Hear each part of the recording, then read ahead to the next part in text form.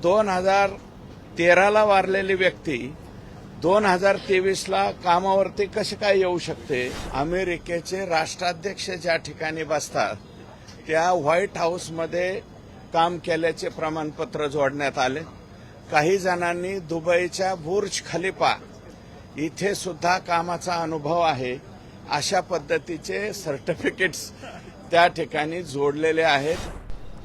हेच कामगार 30/10/2023ला परत मृत्यू झाल्याचं सुद्धा सर्टिफिकेट या ठिकाणी दिलंय आणि त्यांनी स्वयं घोषणापत्र द्यावं लागतं. कमलाकर मुडेगावकर यांनी 20/8/2023ला स्वयं घोषणापत्र दिलंय की मी कामावर होतो. आता 2013ला वारलेली व्यक्ती 2023ला कामावरती कशी काय येऊ शकते? हे खूप मोठं गोंधळ आहे आणि अंबाजोगाई नगर परिषदेने तिथले जे शेख इफ्तेकार नावाचे कार्यालयीन अधीक्षक आहेत यांनी सर्टिफिकेट दिलंय की कमलाकर मुडेगावकर हे 9/4/2023 ते 20/8/2023 या कालावधीमध्ये कामाला आलेले आहेत. 2013ला मेलेला माणूस 2023ला कामाला कसा येईल? तर तो आलेला आहे.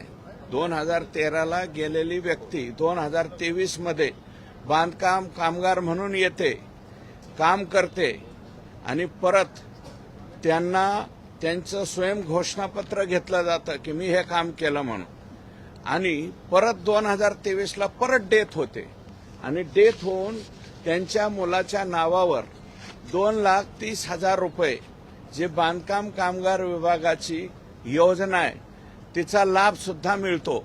म्हणजे 2,30,000 रुपये त्याच्या मुलाच्या अकाउंटवरती गेलेले.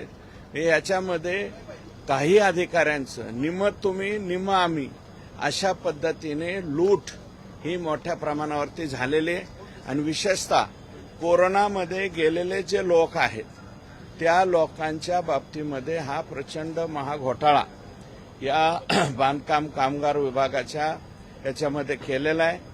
आज लक्षवेधी मी त्या ठिकाणी मांडली आणि राज्याचे मंत्री महोदय यांनी उत्तर दिलेलं आहे की स्वतंत्र अधिकाऱ्याची नेमणूक करून यांच्यावरती FIR दाखल करून या ज्या अशा रकमा कोट्यवधी रुपयाच्या रकमा या बोगस लोकांच्या वरती जे गेलेल्या आहेत त्याची संपूर्ण वसुली करण्याचं या ठिकाणी मला उत्तर मिळालं. पण अण्णा तुम्ही याच्यात अजून काही घटस्फोट केलेले आहेत. अर्थातच बीडमधील काही कामगारांनी परदेशातही काम केलेलं आहे. कुठे काम केलेलं आहे, काय त्या कामगारांची? हो, बांधकाम कामगारांच्या याच्यामध्ये नोंदी आहेत की तुम्ही कुठे काम केलं. तर काही जणांच्या याच्यामध्ये अमेरिकेचे राष्ट्राध्यक्ष ज्या ठिकाणी बसतात त्या व्हाईट हाऊसमध्ये काम केल्याचे प्रमाणपत्र जोडण्यात आले. काही जणांनी दुबईच्या बुर्ज खलिफा इथे सुद्धा कामाचा अनुभव आहे अशा पद्धतीचे सर्टिफिकेट्स त्या ठिकाणी जोडलेले आहेत. हे दुर्दैव आहे. यात अजून एक विचारायचं, त्यावेळी कोविडमध्ये याआधी उद्धव ठाकरे मुख्यमंत्री असताना अनेक भ्रष्टाचार बाहेर आलेले होते.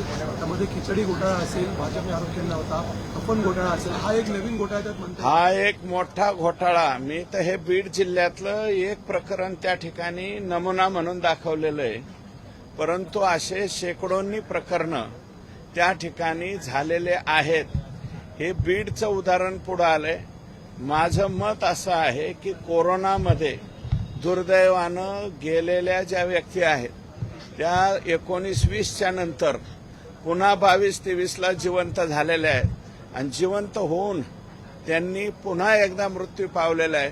ही तमाम महाराष्ट्रामधल्या बांधकाम विभागाच्या बाबतीतली याची चौकशी व्हावी अशी सुद्धा मी मागणी करतो. शासकीय पातळीवरती मृत व्यक्तीला परत जिवंत दाखवायचा, करोडोंचा मोबदला घ्यायचा, परत ती व्यक्ती मृत झाल्याचा परत नवीन एक दाखला द्यायचा, त्याला दाखला द्या.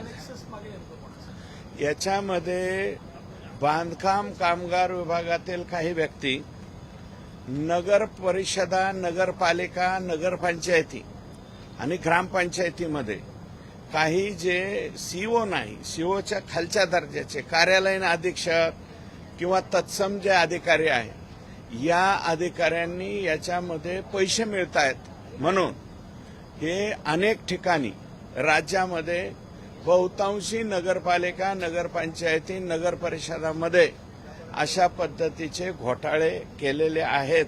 महानगरपालिकेमध्ये सुद्धा चेक करून पाहावं. 29च्या 29 महानगरपालिकामध्ये याच्यामध्ये सुद्धा कोरोनामध्ये गेलेले लोक पुन्हा जिवंत झालेले आहेत आणि पुन्हा ते मृत्यू पावलेले आहेत. आता या घोटाळ्याची व्याप्ती किती रुपयांपर्यंत आहे आणि ती कितीपर्यंत असू शकते असं तुमचा अंदाज आहे? नाही, बीड जिल्ह्यामध्येच मी तर म्हणतो ना, एका व्यक्तीला 2 लाख रुपये मिळतात, 2,30,000 रुपये.